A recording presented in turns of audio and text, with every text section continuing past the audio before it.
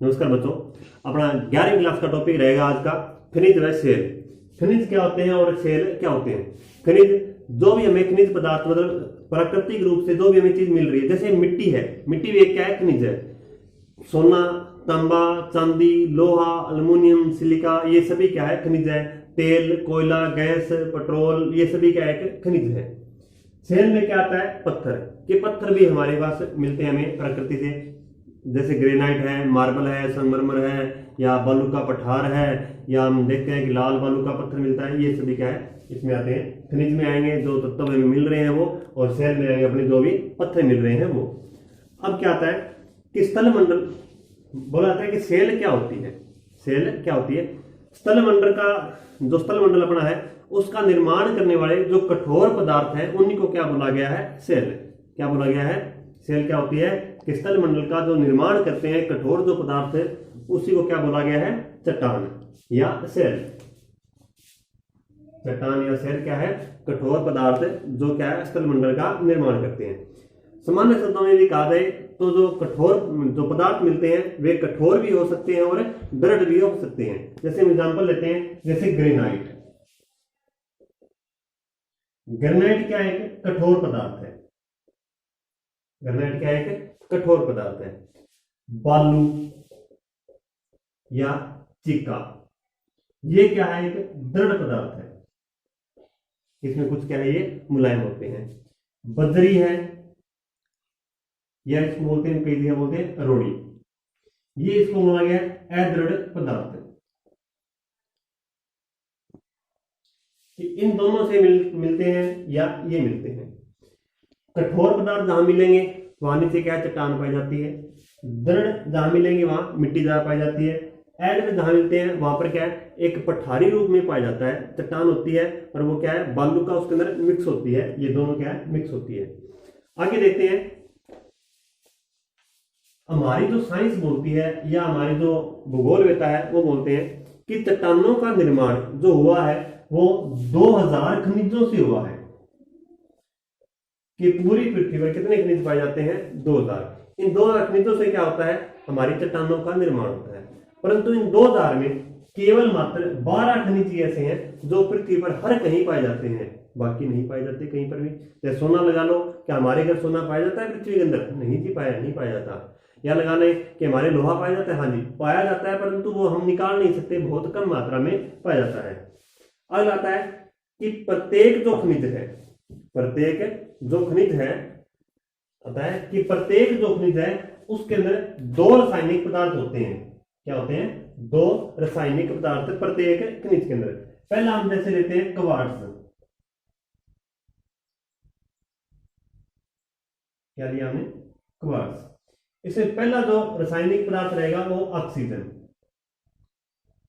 क्या रहेगा, पहला ऑक्सीजन। दूसरा इसमें रहता है सिलिकॉन। इन दोनों के मिलने से क्या बनता है, क्वार्ट्ज। इसके बाद हम देखते हैं कैल्शियम कार्बोनेट। कैल्शियम कार्बोनेट, इसमें हमारा क्या पाया जाता है, एक तो होता है चूना, सफेदी भी लेते हैं, या जैसे रास्ता में निकलता है बहुत सारा चूना, इसी को बोलते हैं कार्बोनेट। दूसरा इसमें पाया जाता है कार्बन प्लस ऑक्सीजन। क्या क्वार्ट्ज में क्या पाया जाएगा, silicon plus oxygen. Calcium carbonate में चूना, कार्बन और ऑक्सीजन। ये जो तत्व चारों पाए जाते हैं, ये जो चारों तत्व पाए जाते हैं अलग अलग पाए जा रहे हैं, पर ये इकट्ठे नहीं हो सकते। अब हम कुछ देखते हैं कि वे पदार्थ कौन से हैं जो क्या है, एक ही रासायनिक पदार्थ से बने हैं। जैसे सोना, इनके अंदर एक ही रासायनिक, इसके अंदर क्या है, एक ही रासायनिक तत्व है। क्वार्ट्ज में क्या थे, 2 थे, कैल्शियम में हमारे निकल गए 3। कि 2 या 2 से अधिक जो निकलते हैं वो प्रत्येक खनिज में होते हैं, परंतु कुछ से खनिज ऐसे हैं क्या है कि जो एक ही, जिसके अंदर क्या रासायनिक पदार्थ मिलता है। जैसे सोना हो गया, तांबा हो गया जैसे, या हम ले सकते हैं सीसा,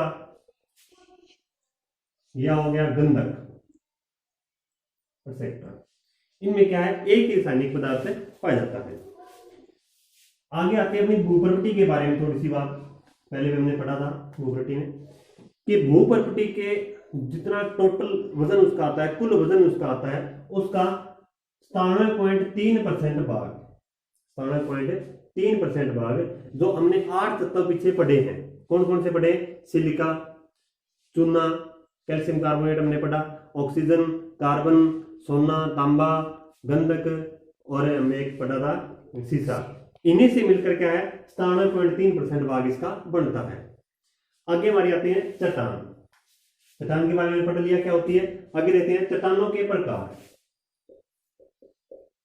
चट्टानों के प्रकार या सेल के प्रकार, ये होती है 3 प्रकार की। चट्टान कितने प्रकार की होती है? 3 प्रकार की। पहली होती है आग्नेय चट्टान, आग्नेय। दूसरी होती है अवसादी, तीसरी होती है कायांतरित। कौन कौन सी? आग्नेय, अवसादी और कायांतरित। देखिए सबसे पहले कौन सी? आग्नेय।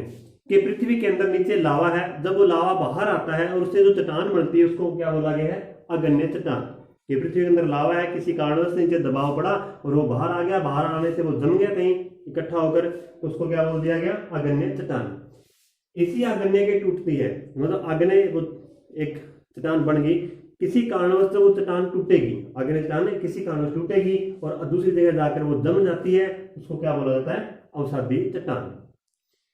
जब भी आग्नेय चट्टान नहीं टूटती है, कई वर्षों तक, हजारों वर्षों तक पड़ी रहती है वैसे ही, या अवसादी चट्टान जो बनी है वो दोबारा परिवर्तित कहीं नहीं हो रही है, उसका हम कोई प्रयोग नहीं कर रहे हैं कि जमती गई, जैसे रेत है, बालू, जैसे राजस्थान में जो टीले दिखाई देते हैं उनके ऊपर रेत क्या है? जमती जा रही है। जो नीचे का पार्ट है, यहाँ तक मनुष्य जब पहुंच नहीं पाता है, जब आम कृषि करते हैं या आम खुदाई जब कर रहे हैं तो यहाँ तक नहीं पहुंच पाते हैं, तो लंबे समय बाद ये चट्टानें क्या अपना रूप बदल लेती हैं, चाहे आग्नेय है चाहे अवसादी है, जहां तक हम नहीं पहुंच पाएंगे वो चट्टान क्या करेगी? लंबे समय के बाद अपना रूप चेंज कर लेगी। इसी रूप चेंज की हुई जो चट्टान बनती है उसी को बोला गया है रूपांतरिता या कायांतरित। रूपांतरित या कायांतरित। इनका हमें इंग्लिश में नाम भी याद रखना पड़ेगा कि इंग्लिश में नाम बहुत बार आता है, पर हिंदी में नाम याद रखते हैं तो इनके नाम अलग भी निकल सकते हैं। जैसे इसके 2 निकल के आगे, इनका तो भी एक एक किया है। चलो इंग्लिश में एक एक नाम ही इनका रहेगा, जैसे इग्नियस, सेडिमेंट्री और मेटामॉर्फिक। कौन कौन सा? इग्नियस, सेडिमेंट्री और मेटामॉर्फिक। अब हम पहले देखते हैं आग्नेय के बारे में। आग्नेय क्या थी? कि नीचे से जो लावा निकल रहा है, और लावा के जमने से चट्टान जो बनी है वो कौन सी है? आग्नेय। ये पूछा गया था कि आग्नेय चट्टान में परत पाई जाएगी कि नहीं। कि जैसे सेडिमेंट्री अवसादी है कि एक टूट गई, जम गई, फिर कुछ टूटा भाग फिर जम गया, फिर भाग कुछ टूटा कुछ जम गया। तो आग्नेय में ऐसा कुछ नहीं होता कि एक गोला है, आग से नीचे जो लावा निकल रहा है वो जमता जा रहा है, उसमें क्या है? परत नहीं पाई जाती। अवसादी में देखते हैं तो यहाँ क्या है? परत पाई जाएगी। दूसरा देखते हैं कि जहां परत जहां नहीं है तो वो कैसी होगी? कठोर। जहां परत होगी वो कौन सी होगी? मुलायम। अभी हम देखते हैं कि खनिज अपनी बात आ रही थी कि इन चट्टानों के अंदर भी क्या है? खनिज पाए जाते हैं। एक तो धात्विक खनिजों के प्रकार होते हैं। पहला धात्विक खनिज, दूसरा अधात्विक। पूछा क्या जाता है कि जो आग्नेय चट्टान है आपकी, उसमें कौन सा खनिज पाया जाता है? नीचे धातुएं पड़ी है, नीचे पृथ्वी अंदर क्या नीचे धातुएं पाई जाती है, जैसे सोना, चांदी, मोलिब्डेनम, टंगस्टन, निकल, कॉपर, फेरस। तो इसके कारण क्या है कि आग्नेय के अंदर क्या है? धात्विक खनिज पाए जाते हैं। इसमें दोनों ही पाए जाएंगे, धात्विक तथा अधात्विक, क्योंकि ये टूट के इधर भी तो आ रहे हैं और बाद में ये भी तो क्या है? बन रहे हैं। दूसरा इसमें क्या देखो, पूछता क्या है? आग्नेय के अंदर जल पाया जाएगा या नहीं। जब कोई चीज आग है, आग का गोला नीचे से निकल रहा है, जिससे गर्म पदार्थ निकल रहा है, उसमें जल कैसे ठहर सकता है? नहीं ठहरेगा। तो यहाँ पर जल क्या है? नहीं पाया जाता। यहाँ पर क्या है? जल पाया जाता है। तो बच्चों आज के लिए इतना ही। अगली वीडियो हम जल्दी पेश करेंगे आपके सामने। तब तक के लिए जय हिंद, जय भारत।